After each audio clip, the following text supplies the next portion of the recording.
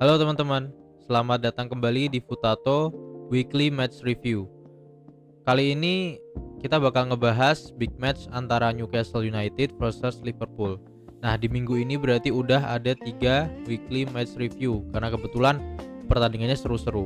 Di pertandingan yang berlangsung kemarin di Saint James Park itu, kata banyak fans Liverpool mereka itu akan ke peperangan. Liverpool player will go to war. Jadi kayak ada meme-meme yang pemain Liverpool itu pakai rompi tentara, pakai helmet tentara gitu ya, lucu-lucu lah pokoknya. Dan ternyata emang bener, match tersebut bener-bener seru, dan proses yang terjadi di dalamnya pun juga sangat sangat menarik untuk dibahas satu persatu gitu.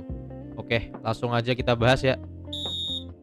Oke, jadi kemarin Selasa tanggal 26 Agustus ada pertandingan terakhir di game week kedua, pertandingan big match antara Newcastle United versus Liverpool. Pertandingan dilaksanakan di kandangnya Newcastle United di Saint James Park, di mana referee yang memimpin adalah Simon Hooper. Kalau nggak salah Simon Hooper itu wasit yang cukup ada sisi kontroversialnya ya, entah mereka lebih mengunggulkan tim kandang apa tim tandang, aku lupa deh. Pokoknya dia pernah ada kayak sisi kontroversialnya gitu.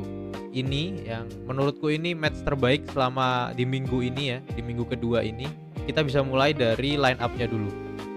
Nah, di line up-nya itu Newcastle bermain dengan 4-3-3. Sudah bisa diprediksi juga kenapa mereka bermain 4-3-3, karena mereka ingin mengandalkan 3 gelandang petarung. Jadi 3 central midfielder ini akan berbagi peran, si Joelinton dan Bruno Guimaraes akan beradu fisik dengan defensive midfielder dari Liverpool, yang kemudian aspek kreativitas bakalan dipegang sama Sandro Tonali. Sisi bertahan tetap Livramento, Burn, Fabian Sarr, dan Trippier. Untuk pemain penyerang ada trio baru yaitu Barnes, Gordon, sama Elanga.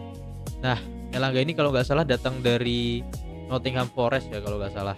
Tapi yang tengah nih yang beda. Anthony Gordon tuh kan biasanya di sayap kiri kan, tapi dia diplot di tengah karena absennya Alexander Isak yang kita tahu ya, dia itu pengen banget pindah ke Liverpool, tapi Newcastle belum mengizinkan karena Newcastle belum bisa mencari 2 striker pengganti yang kualitasnya ya mendekati Isak lah, atau setidaknya cukup untuk menemani mereka untuk mengarungi Premier League di musim 2025-2026.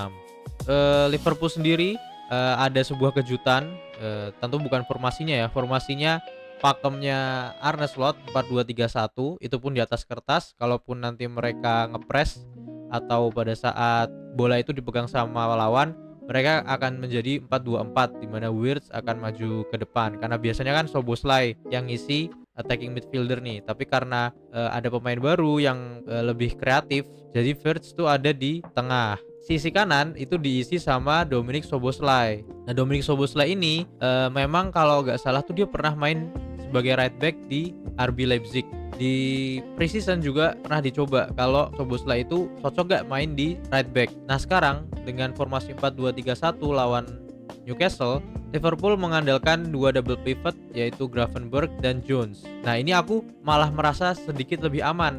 Nah, karena Jones itu atribut menyerangnya nggak lebih bagus dari Szoboszlai atau McAllister, karena dia tuh lebih tipe gelandang yang holding the ball, jadi kayak sering memperlambat tempo gitu. Makanya kan sering dikritik fans-fans Liverpool kalau dia itu kurang cepat dalam mengalirkan bola, kan pengennya kan langsung ke depan gitu. Nah, itu tuh sebenarnya tugasnya McAllister, makanya Gravenberch tuh tandemnya sama McAllister. Tapi karena kebetulan dia tuh kayaknya lagi absen, antara cedera atau istrinya mau lahiran gitu, koreksi kalau aku salah ya. Nah, sekarang Curtis Jones dimainkan sebagai defensive midfielder double pivot bersama Ryan Gravenberch, karena kelihatan kan di 2 pairing ini ratingnya itu bagus, warna hijau semua. Nah, sebenarnya Dominik Szoboszlai itu bermain bagus juga, tapi akan lebih fair kalau kita melihat kemampuan Szoboszlai atau permainan yang dia tunjukkan itu dari rating, bukan dari ratingnya tapi dari statsnya, kayak misalkan stats attack, passes, final third pass, dan lain-lain gitu. Nanti coba kita bahas sedikit. Di sisi pertahanan, Konate, Van Dijk, dan Kerkez tetap jadi pilihan Arne Slot. Kemudian untuk penyerang ada Muhammad Salah, Bird, Gakpo, dan Hugo Ekitike. Ekitike ini striker yang benar-benar bisa memberikan perbedaan sih dibanding sama Darwin Nunez ya. Karena Darwin Nunez itu bukan tipe yang link up. Dia tuh kalau menurutku tipe yang voucher, jadi lebih suka menunggu through balls ke arah Nunez. Tapi ketika ini karena dia tahu space bermain di IPL itu tidak sebesar di Bundesliga, makanya dia sering turun link up play, kemudian biarkan winger atau attacking midfielder yang menarik lawan, dia nyari ruang kosong gitu. Jadi dia link up play itu sebenarnya untuk menarik pemain agar ditarik pemain lainnya. Kalau aku lihat tuh mainnya gitu ya. Beberapa kali golnya dia, 2 gol sebelumnya itu kayak gitu. Jadi dia sering kombinasi sama Vert sama Gakpo gitu. Pinter nih striker ini. Intinya Gravenberch dan Jones akan berhadapan dengan 3 gelandang midfield karena kita tahu ya Vert itu belum punya aspek physicality atau duel yang bagus. Jadi dia tuh lebih mengandalkan aspek kreativitasnya karena dia memang sebenarnya nomor 10. Tapi di match kali ini ada sesuatu yang berbeda. Oke, kita lanjut ya. Kita coba bahas ke facts-nya.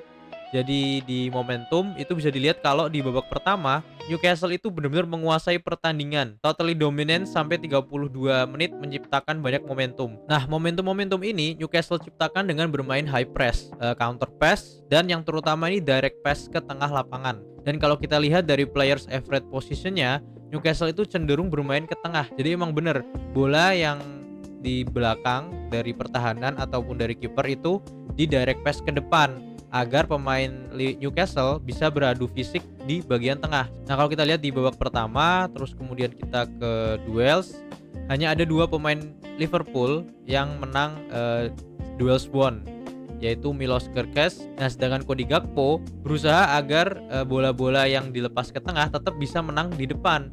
Jadi Anthony Gordon, Daniel Burn, dan Gue Mares menempati top 5 dari pemain yang memenangkan duels.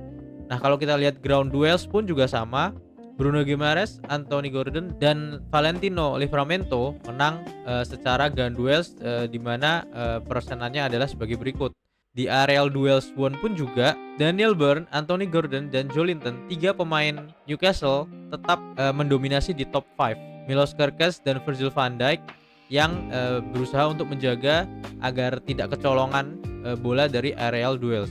Meskipun Liverpool itu kalah duel baik aerial maupun ground, tapi secara aspek defense Virgil van Dijk itu masih menjadi pemain bertahan nomor 1 dilihat dari statistik defense di bagian defensive contribution sebanyak 14 kontribusi.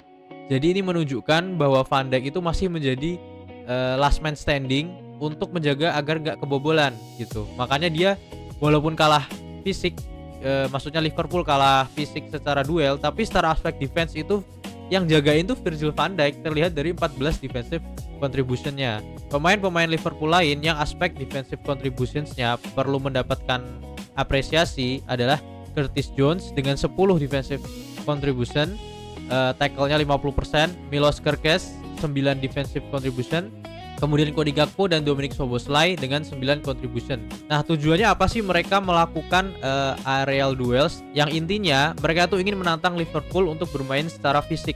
Karena gelandang tengahnya yang aku sebutin tadi itu atribut fisikal dan defense-nya itu kurang begitu baik bila dibandingkan dengan Joelinton, Tonali, dan Guimaraes secara fisikal, karena mereka itu memang central midfielder murni, sedangkan Gravenberch itu kan dia kan disulap jadi defensive midfielder ya. Jadi mereka mengambil resiko itu. Dan mungkin ya mereka melakukan long ball, direct pass, aerial duel, physical duel itu karena mereka tahu secara aspek open play, kreativitas, umpan datar, link up play yang bolanya itu ada di tanah, mereka bakalan kalah dari kualitas individual brilliance dan pakem sistemnya dari Arne Slot yang adaptif. Nah, dengan melakukan physical duel secara aerial maupun ground di babak pertama, otomatis ball possession itu jadi imbang ya, karena aerial duel itu jatuhnya 50-50 karena bola yang disundul itu kan nggak tahu akan jatuh kemana. Nah, jadinya ball possessionnya hampir mendekati 50-50. Dan kalau dilihat dari expected goals-nya, Liverpool itu kalah bila dibandingkan dengan Newcastle.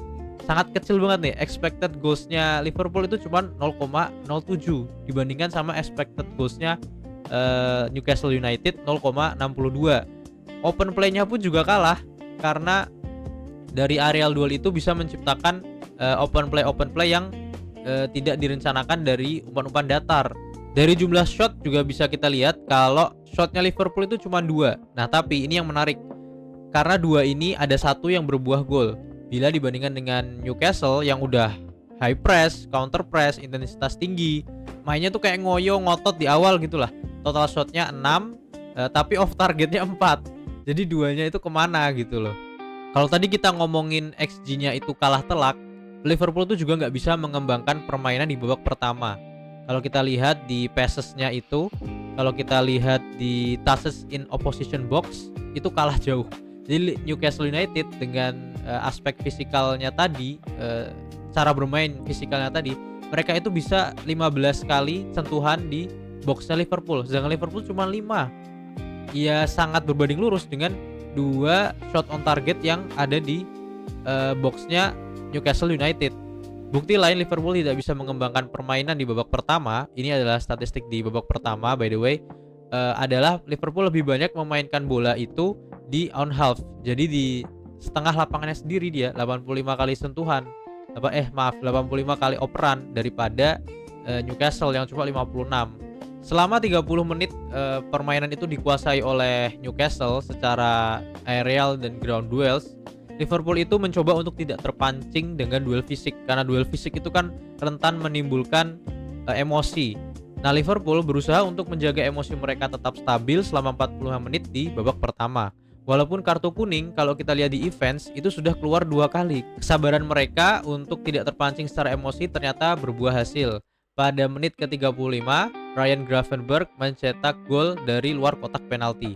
Nah, kalau kita lihat statistik, Gravenberch itu melakukan tendangan dengan kaki kanan dengan situasi open play atau regular play yang berbuah gol. Itu merupakan salah satu dari 2 shot yang bisa diarahkan Liverpool. Yang pertama Wirtz di menit ke-13, itu aku ingat banget, tapi tendangannya tuh masih lemah ya.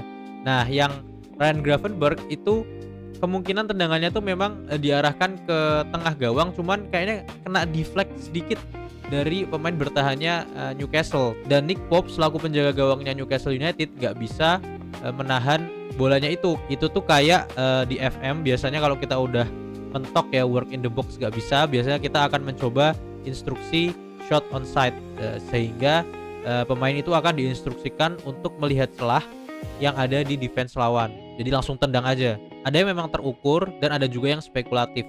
Gol ini tuh kayak bikin semua yang nonton itu kaget, karena kita tuh disuguhi intensitas tinggi di tengah lapangan, tapi tiba-tiba golnya itu bisa dari luar kotak penalti. Bola pun gak nyampe ke depan gitu loh. Gimana nge-shoot dari luar kotak penalti yang udah masuk ke final third. Nah, Gravenberch memberikan kejutan itu di menit ke-35. Gol dari Gravenberch itu juga bisa terjadi di menit 35 karena kalau kita lihat pertandingannya secara langsung, kalau kemarin aku lihat di menit ke-30 ke atas, selama hampir 10 menitan lah, Newcastle itu mulai menurunkan tempo. Jelas lah ya, mereka capek dari awal tuh nge-press, nge-counter, lompat-lompat, duel udara, duel fisik, pasti capek. Nah, terasa nih di 30 udah mulai nurunin tempo. Setelah kebobolan dari Liverpool, Newcastle itu mencoba merespon sih dengan high press lagi, dengan memegang momentum lagi, tapi sayang ya di menit ke-45 Anthony Gordon malah kena kartu merah karena dia melanggar Virgil van Dijk yang mengakibatkan itu dekernya atau kaos kakinya itu sampai turun gitu, maksudnya sampai kayaknya tuh keras banget gitu loh, kebaret sama pul sepatunya Anthony Gordon. Akhirnya dicek VAR sama wasit Simon Hooper, kemudian dipaksa keluar lapangan, kena kartu merah. Nah, di match ini tuh ada sesuatu yang menarik ya, bahwa VAR itu mulai diumumkan secara verbal, dan kemudian ada referee cam juga. Aku nggak tahu apakah ini pertama kali di matchnya Liverpool versus Newcastle atau sebelumnya udah pernah dilakuin. Secara praktis babak pertama momentum dimenangkan oleh Newcastle, tapi untuk aspek klinikal dan pemanfaatan peluang masih dimenangkan oleh Liverpool, skor 1-0. Lanjut ke babak kedua, ini malah ada situasi yang berkebalikan dengan babak pertama. Newcastle itu bermain menjadi lebih reaktif. Ya jelas lah ya, mereka lebih bermain secara reaktif karena kehilangan satu pemain. Apalagi itu kalau dilihat dari line up-nya, yang hilang tuh strikernya. Makanya mereka tuh bermain reaktif dengan formasi 4-3-2. Jadi duanya itu ke tengah jadi kayak AMF, tapi kadang mereka jadi winger juga gitu. Tonali kadang ngisi yang agak ke depan dikit lah, tapi nggak terlalu maju karena Gordon udah hilang gitu.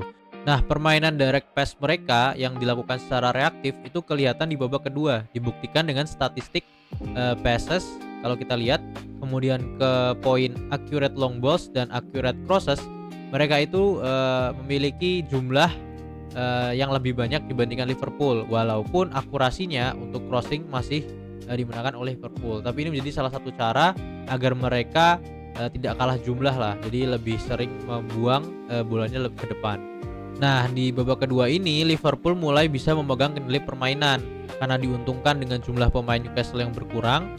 Jadi mereka lebih luasa untuk mengembangkan permainan lewat umpan-umpan datar. Kenapa Liverpool bermain sedikit lebih bagus di babak kedua? Karena peran Gravenberch, Szoboszlai dan Jones sebagai midfielder itu kelihatan dalam aspek menyerang. Bisa kita lihat mulai dari Jones itu di aspek attack, kemudian ke passes into final third-nya itu 5, kemudian Dominic Szoboszlai itu kalau kita lihat di attack-nya passes into final third-nya itu 10, walaupun dia bermain jadi right back, tapi karena dia bermain jadi inverted wing back yang lebih ke tengah, itu passes into final third-nya bisa 2 digit. Dan kita tahu Ryan Gravenberch yang selain memotong-motong serangan, dia juga bertugas untuk mengirimkan bola dengan carrier atau passes into final third sebanyak 6 kali kalau dilihat dari statistiknya. Penyerang-penyerang pun juga menunjukkan rating yang bagus atau kontribusi yang bagus di babak kedua. Itu kelihatan dari Liverpool itu bisa menciptakan momentum dan langsung buka keunggulan cepat dengan link up play antara Gakpo dan Hugo Ekitike. Jadi proses golnya itu kurang lebih Gakpo itu berusaha untuk menarik lawan, mencari ruang dengan carrier bolanya, kemampuan carrier bolanya.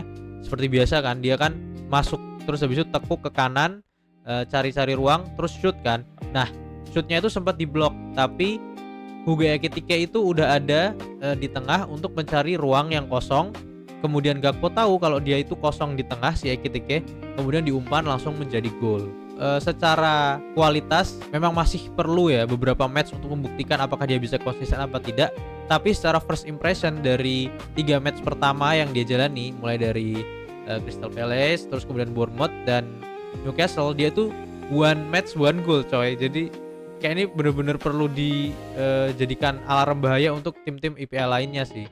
Nah, kontribusi penyerang Liverpool di babak kedua itu juga bisa dilihat dari statistik pribadi kayak Mohamed Salah, Gakpo dan Ekitike. Nanti kita juga bisa lihat nih Wirtz ini apakah beneran berkontribusi apa enggak. Karena dari keempat penyerang utama cuma dia nih yang dapat rating 6,3 warna oranye. Kita mulai dari Muhammad Salah. Kalau kita lihat statistiknya, ada chance created 2 di babak kedua, kebanyakan terjadinya karena Liverpool lebih banyak pegang bola. Kemudian Cody Gakpo yang punya statistik chances created sama dengan Muhammad Salah yaitu 2, tapi bedanya asisnya itu 2, satu ke Gravenberch, satu ke Hugo Ekitike.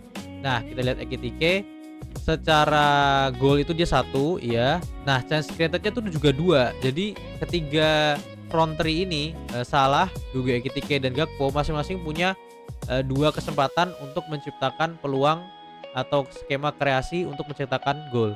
Nah, coba kita lihat Wirtz, apakah dia punya chances created yang baik ya? Ternyata 0 guys. Jadi memang selama 3 pertandingan yang sudah dilalui, Wirtz itu belum bisa menciptakan chances created yang mentereng, karena kan dia memang dibeli dengan harga 150 juta untuk mendorong aspek kreativitasnya Liverpool.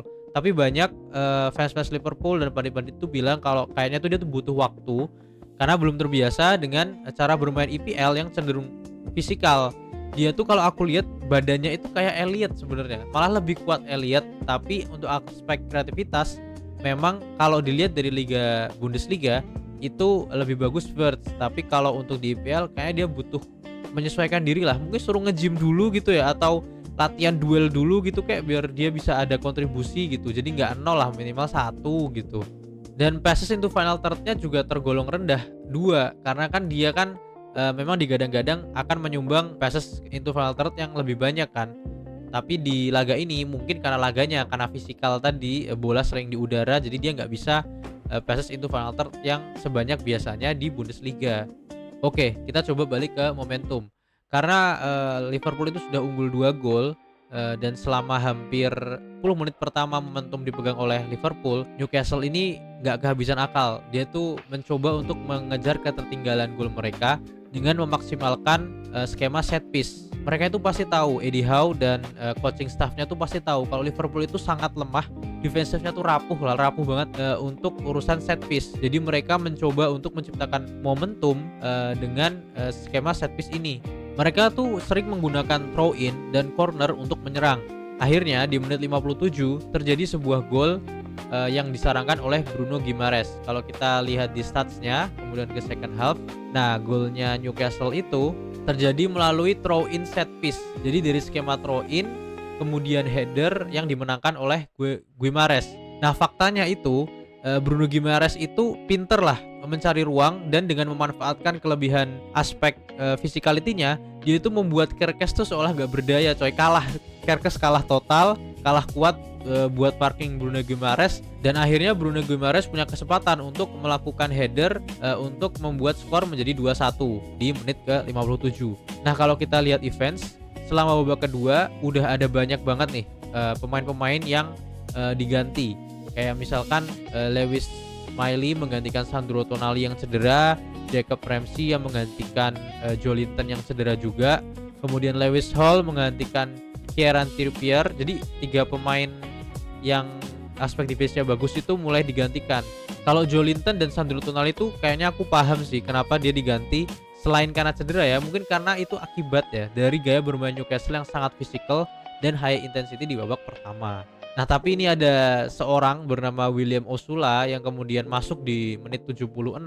Dia ini berhasil menciptakan gol dari skema set piece di menit 88. Nah skema golnya itu kurang lebih gini. Jadi kalau nggak salah itu ada skema set piece akibat ada yang dilanggar siapa gitu. Pemain-pemain Newcastle dan Liverpool itu pada berbaris di tengah. Jarak antara mereka itu berdekatan, tapi defensive line Liverpool tinggi banget. Mereka itu bertahan di sini nih, di garis ini kurang lebih.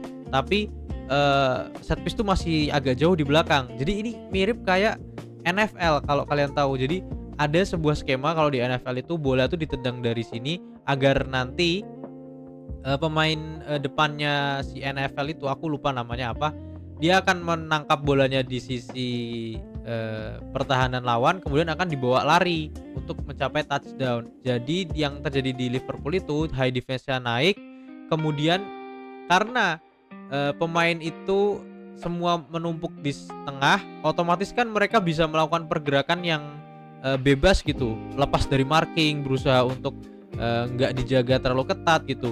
Nah si William Osula ini bagusnya dia melakukan run in behind sambil nggak di marking. Kalau nggak salah pemain paling dekat itu si Ryan Gravenberch yang kecolongan. Mungkin ada perannya Konate juga di situ yang lambat dalam mengcover. Kemudian si William Osula ini berhasil menciptakan gol dari kaki kirinya lewat skema set piece yang mirip NFL itu tadi kalau menurutku.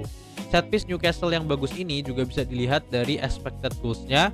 Kalau kita lihat ke expected goals, ke XG set play, dia itu memang lebih tinggi daripada Liverpool. Respect lah untuk Newcastle United di bawah arahan Eddie Howe yang masih mau melakukan formasi yang adaptif agar bisa mengejar ketertinggalan dari Liverpool. Nah sekarang pertandingan memasuki babak akhir. Kalau kita lihat di events, Liverpool itu juga melakukan pergantian pemain, yaitu Connor Bradley yang menggantikan Florian Wirtz, kemudian Federico Chiesa yang menggantikan Hugo Ekitike. Karena kan Liverpool nggak punya striker lagi nih, tapi Federico Chiesa bisa main di posisi striker, jadi dia masuk di menit 80. Mereka berdua maksudnya. Kalau kita lihat momentum lagi, mereka kebobolan. Liverpool itu kebobolan di menit 88. Otomatis dengan melakukan selebrasi dan sebagainya, praktis Liverpool itu bisa mengejar ketertinggalan hanya karena diuntungkan tambahan waktu. Jadi mereka punya 11 menit tambahan waktu untuk membuktikan mereka ini punya mental juara apa enggak. Nah kita lihat nih di events pada menit 90, satu-satunya winger yang dipunya Liverpool saat ini setelah mereka menjual Luis Diaz yaitu Rio Angumoha. Dia masuk, usia masih 16 tahun. Kemudian Harvey Elliott menggantikan Curtis Jones juga. Jadi Harvey Elliott itu akan bermain di tengah. Kemudian Connor Bradley akan menggantikan posisi Szoboszlai agar tengahnya itu bisa diisi oleh Gravenberch dan Szoboszlai. ini salah satu formasi yang bagus menurutku. Szoboszlai masuk ke tengah, Bradley di sini. Jadi Bradley itu bisa melakukan overlap atau underlap sama Salah. Wirtz digantikan posisinya sama Harvey Elliott. Kemudian Gravenberch sama Szoboszlai di tengah. Sedangkan Ryo Onggumoha ada di sisi kiri melebar. Karena dia itu tipenya bisa winger atau inside winger. Nah, dilihat dari skema gol yang terjadi pada menit ke 90 plus 10. Bayangin, 90 plus 10. Ryo Onggumoha itu berhasil mencetak gol, salah satu gol yang dicetak oleh pemain termuda dari Liverpool, 16 tahun berapa ratus hari gitu. Skema penciptaan golnya ini, fun fact-nya, melibatkan ke 10 pemain yang ada di lapangan di menit 90 plus 10 tadi itu. Kalau kalian lihat klipnya ini yang direkam sama salah satu fans di lapangan, bola itu memang dimulai dari permainan belakang atau play from the back, kemudian ke tengah, kemudian ke samping kanan. Nah, yang momen epicnya yang menunjukkan mental juara Liverpool ini, mereka masih punya niat, masih punya mental untuk mencari gol lewat open play gitu.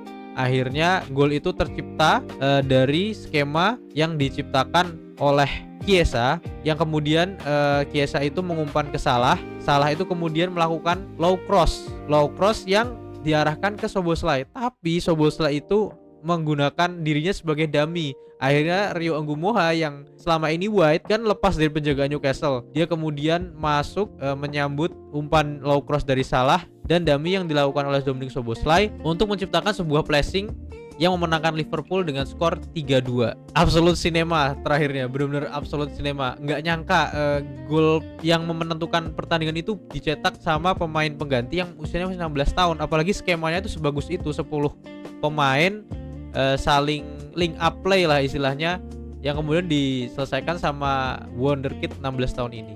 Tentu setelah unggul 3-2, Wataru Endo tetap masuk, yang digadang-gadang fans Liverpool. Kalau Wataru Endo masuk, pemainnya udah selesai lah, udah hampir bisa dipastikan nggak akan terjadi gol lagi. Nah, si Wataru Endo ini masuk untuk mengamankan keunggulan dengan skor 3-2. Sebelum ke summary, mungkin aku bakal bahas siapa man of the match di pertandingan kali ini. Kalau menurut VoteMob itu Cody Gakpo, karena dia itu punya 2 assist. Kalau kita lihat dari top statsnya juga, defensive contribution-nya itu 9, chances created-nya itu 2, terus kemudian touch in opposition box-nya itu 3, passes untuk final third-nya 2. Jadi secara umpan ke sepertiga akhir, chances created, defensive contribution, assist, apalagi itu tuh dia punya stats yang mentereng gitu. Makanya menurut VoteMob ini adalah pemain yang menjadi man of the match. Aku sih setuju ya, karena memang bagus ya. Tapi banyak orang berpendapat kalau man of the match itu Szoboszlai itu harusnya nggak di rating serendah inilah. Mungkin di rating serendah ini karena dia tuh RB, jadi yang dinilai RB itu lebih ke aspek bertahannya. Mungkin ya, ini asumsiku, karena kalau kita lihat dari statistiknya sendiri, top statsnya itu menunjukkan walaupun gol asisnya 0, tapi defensive contribution-nya itu 9. Kemudian passes into final third-nya sebagai seorang right back nih yang dia tuh 10 kontribusi, karena kejeliannya dia tadi mungkin diinstruksikan oleh Arne Slot untuk bermain lebih ke tengah, ke dalam. Jadi dia masih punya kontribusi di passes into final third-nya bersama 2 midfielder yang lain. Oke, jadi kalau bisa di summary, Newcastle itu membuka laga dengan bermain bagus secara fisikal, high press, counter press. Yang nonton itu deg-degan karena bola itu berapa kali di udara gitu. Kapan jatuh, kapan main seperti biasa itu benar-benar sesuatu yang baru sih. Aku baru pertama kali lihat match langsung dibuka dengan bola direct, bola long ball, aerial duel, ground duel yang banyak.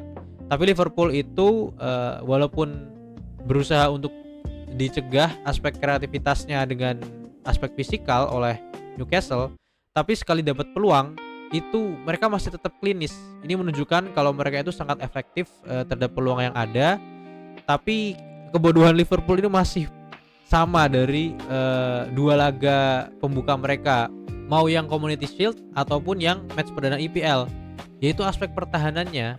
Skema set piece-nya itu masih jelek banget, terutama pertahanannya sih. Aku nggak tahu apa yang salah dari Van Dijk atau Konate. Kayaknya lebih ke Konate sih yang kurang cepat untuk menutup ruang. Untuk Newcastle respect banget, mereka bisa adaptif, berubah dari main physical ke set piece, sangat-sangat bagus pendekatannya. Nah, ini akan menjadi tantangan berat nih untuk game week ketiga dari Liverpool, karena kalau mereka nggak segera memperbaiki skema bertahan dari set piece atau set play, mereka akan keteteran karena besok itu lawannya rajanya set piece coy. Dia itu bakal melawan Arsenal. Jadi kita akan sangat menantikan big match seperti apa yang akan dihadirkan Liverpool melawan Arsenal di minggu nanti. Oke, sekian dulu review yang sangat menggebu-gebu karena pertandingannya itu benar-benar menguras emosi ya. Dari yang unggul 2-0 disamain 2-2 terus jadi 3-2. Benar-benar clutch moment nih si Rio Nggumoha. Oke, segitu dulu teman-teman. Semoga reviewnya oke. Kalau ada diskusi atau mau mengkoreksi atau mau ada masukan saran, boleh banget kita diskusi di kolom komentar di bawah. Jangan lupa like, share, dan subscribe kalau memang suka. Sampai ketemu di weekly match review berikutnya.